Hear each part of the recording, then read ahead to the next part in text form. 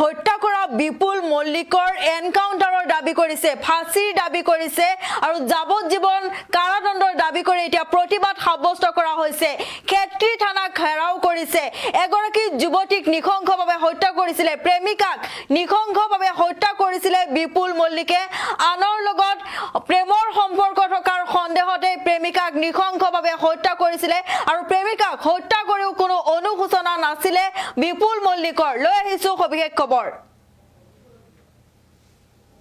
যুৱতীৰ সৈতে ভয়ংকৰ কাণ্ড কৰা বিপুল মল্লিকৰ কঠোৰ শাস্তিৰ দাবীত উত্তাল ক্ষেত্ৰী। এগৰাকী যুৱতীক নিখংসভাৱে হত্যা কৰিছিল বিপুল মল্লিকে, প্ৰেমিকাক নিখংসভাৱে হত্যা কৰিছিল। থানাৰ গেটৰ ওপৰত এতিয়া ৰাইজে প্ৰতিবাদ সাব্যস্ত কৰিছে। সুস্মিতা মণ্ডলৰ ন্যায় বিচাৰি থানাত ৰাইজে প্ৰতিবাদ সাব্যস্ত কৰিছে। ক্ষেত্ৰী থানাত বৰষুণৰ মাজতো উত্তপ্ত পৰিস্থিতি। প্ৰথমে নাবালিকাৰ সৈতে ভয়ংকৰ কাণ্ড কৰি জেললৈ গৈছিলে বিপুল মল্লিক। জেলৰ পৰা ওলাই আহি বিপুলে শেষ কৰিছিল এগৰাকী যুৱতীক। আৰক্ষীৰ জিম্মাত থকা বিপুলক শেষ শাস্তিৰ দাবীত উত্তাল ক্ষেত্ৰী থানা।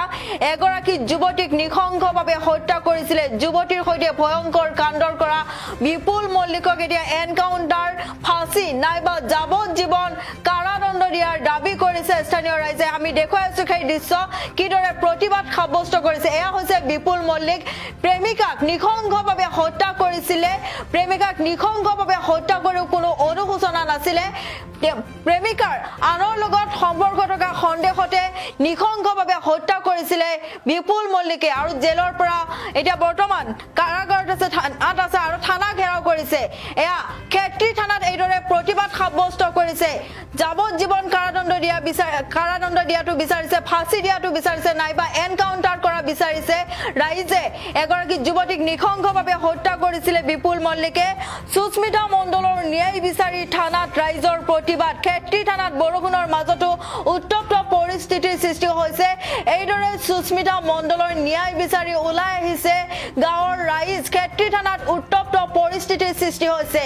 বিপুল মল্লিকে নিখংসভাৱে হত্যা কৰিছিলে যুৱতীগৰাকীৰ আনৰ লগত প্ৰেমৰ সম্পৰ্ক থকাৰ সন্দেহতে নিখংসভাৱে হত্যা কৰিছিলে। 17-18 বাৰকৈ হানি খুচি হত্যা কৰিছিলে, চুৰিৰে আক্ৰমণ কৰিছিলে। তাৰ পিছতে এতিয়া এইদৰে প্ৰতিবাদ সাব্যস্ত কৰিছে যুৱতীগৰাকীৰ ন্যায় বিচাৰি।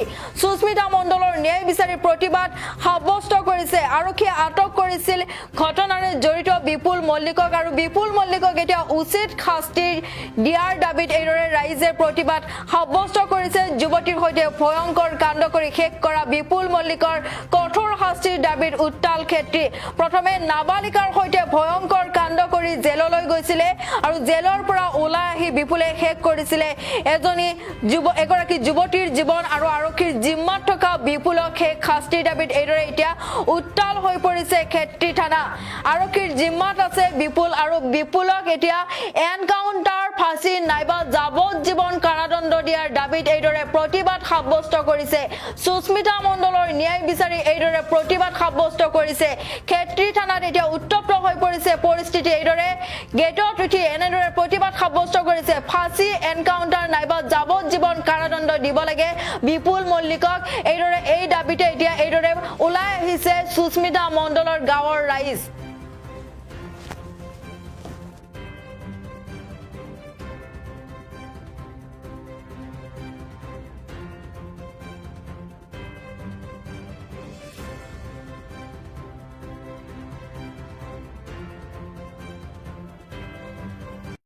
আমাৰ বেয়া লাগি আছে।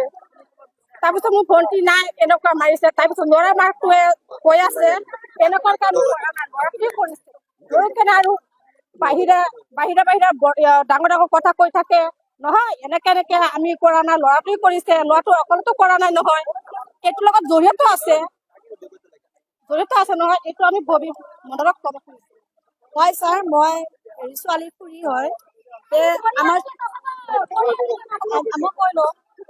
হয় ছাৰ, আমি ছোৱালীজনী ন্যায় বিচাৰি আহিছো। সুস্মিতা মণ্ডলৰ মানে ল'ৰাজনে প্ৰলোভন দি আজি কেনেকে মাৰিলে, তাৰ পিছতো আজি ল'ৰাজনৰ একো কৰা নাই। ধৰক ধৰি আনিছে, আনি কি কৰিছে নাজানো। লগতে আমি শনিবাৰে আহিছিলো, আহি পেলাই আমি ইয়াতে ৰাইজৰ হৈ এখন ষ্টেটমেণ্ট দিছিলো। ছাৰে কৈছিলে দিবৰ কাৰণে, দিয়াৰ পিছতো মাক, বায়েক আৰু ভিনিয়েকৰ ওপৰত দিছিলো। কিন্তু এতিয়ালৈকে সিহঁতক একোৱে মানে একশ্যন লোৱা নাই। মাকে মানে মানে একোৱে কৰা নাই। মাকে ধুনীয়াকে গাঁৱত ঘূৰি ফুৰিছে, মানুহক মানে কৈ আছে যে মোৰ গাৰ নোম এটাও একো কৰিব নোৱাৰে সিহঁতে, মানে ইমান দম দি ঘূৰি ফুৰিছে, ইমান বিন্দাস। আজি ছাৰহঁতৰ পৰা একো সহায় নাপালে কি ইমান বিন্দাস ঘূৰিব পাৰিব নেকি সিহঁতে বাহিৰত, কওকচোন। আমাক ন্যায় লাগে, মাক বাক আৰু ভিনিয়েকক ধৰিব লাগে, মুঠতে আজিয়ে ধৰি আনিব লাগে, আৰু ল'ৰাটোক মানে ফাঁচি লাগে, নহয় যাৱতীয় কাৰাদণ্ড। তই ঘৰৰ পৰা ওলাই তোক এটা মোবাইল কিনি দিওঁ, তাৰ মোবাইলটো বেয়া হৈ গৈছে। তো বেয়া হোৱাৰ পিছত মোবাইল কিনি দিওঁ বুলি কৈছে। মাতি আনিলে, মাতি অনাৰ পিছত বুধবাৰ আছিল 3 তাৰিখ, মাতি অনাৰ পিছত তেওঁ ঘূৰি আছে বজাৰত। আমি গাঁৱৰ মানুহ দেখা পাইছো বজাৰত ঘূৰি আছে ল'ৰা ছোৱালীয়ে। ঘূৰি থাকোঁতেতো ৰাতি হৈ গ'ল। পিছত ৰাতিটো আমি গম নাপাওঁ ছোৱালীটো ক'ত আছে।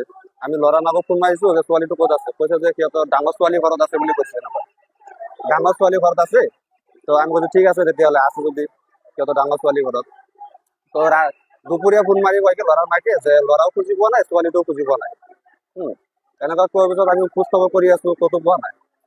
নাপায় বৃহস্পতিবাৰে গ'ল। শুক্ৰবাৰৰ দিনাখন আমি বৃহস্পতিবাৰে ৰাতি 12টাৰ পিছতে আমি গম পাইছো যে সুস্মিতা মণ্ডলক হত্যাকাৰ কৰিছে বিপুল মল্লিক। হয়, বিপুল মল্লিক হোৱাৰ লগত আজি 2 বছৰ ধৰি ভাল প্ৰেম আছিল।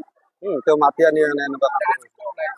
আজি আমি ওলাই আহিছো যে বিপুল মল্লিকৰ আমাৰ শাস্তি লাগে, প্লাছ বিপুল মল্লিকৰ শাস্তি লাগে, গ্ৰেপ্তাৰ কৰিছে। গ্ৰেপ্তাৰ আছে, জড়িত আছে তাৰ লগত। তাৰ নমিতা মল্লিক আছে, তাৰ বাইদেউ আছে, তাৰ মায়েকে আছে, তাৰ ভিনি আছে। হয়, আমি গ্ৰেপ্তাৰ কৰিবলৈ আমি এজাহাৰ লিখি দিছিলো ছাৰক। এজাহাৰটো ছাৰে কোনো কমপ্লেইন লোৱা নাই। এজাহাৰটো এনে কৰি আছে তাত। আমাৰ এই 3জন মানুহকো গ্ৰেপ্তাৰ কৰিব লাগে। আমি ন্যায় বিচাৰি দিয়া হৈছে, কিন্তু এতিয়ালৈকে আমাৰ খেতি থানাৰ পৰা কি বা কৰি আছে সেইটো মই গম নাপাওঁ ইমান ভালকে। তথাপি মানে যিখিনি মানুহক আছামি দিয়া হৈছে, এজনকে কৰায়ত্ব কৰিছে, বাকীখিনিতো এতিয়ালৈকে কৰা নাই। কিয় কৰা নাই এইটো অলপ সন্দেহত আৱৰ্তত আছে আৰু।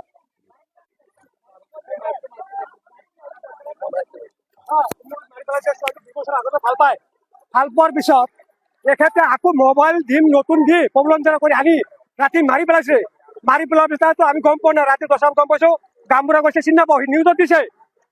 চিনি পোৱা তাৰ ঘৰত থাকিছে, খাইছে, সি চিনি পোৱা নাই।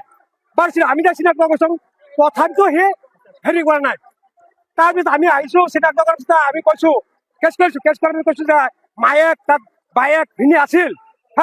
ওচি ছাৰে কৈছে নাই নাই নাই, কেছ যোনে মাৰিছে এজন নাম কেছটো ভাল হ'ব। মই ঘূৰাই গৈছো, নাই এটা অকলে মাৰা নাই, তাৰ লগত জড়িত কেইটা মানুহ আছে।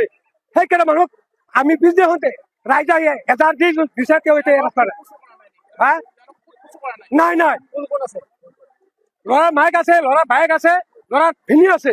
এই 3জন মানুহ জড়িত লগত সিহঁতে এতিয়া হত্যা কৰি লগত জড়িত আছে। আৰু য'ত মাৰিছে তাত এক ফুৰো নাই, সেইটো যিকোনো ঘৰত বেলেগ ৰাত মাৰি ইয়াত ডেড মাৰিব লাগে। আৰু অকলে আনিব নোৱাৰে, যিখিনি জাল পেলাইছে সক্ষম হোৱা নাই সেইকাৰণে মানুহক এতিয়ালৈকে। সেইকাৰণে আমি কৈছো, আমি ছোৱালী ফুৰা হৈছো, কৈছো যে এই ল'ৰাটোক ফাঁচি দিয়ে, নহ'লে ইনকাউণ্ট কৰি মাৰিব লাগে। মোৰ সেইটো ন্যায় লাগে বৰ্তমান।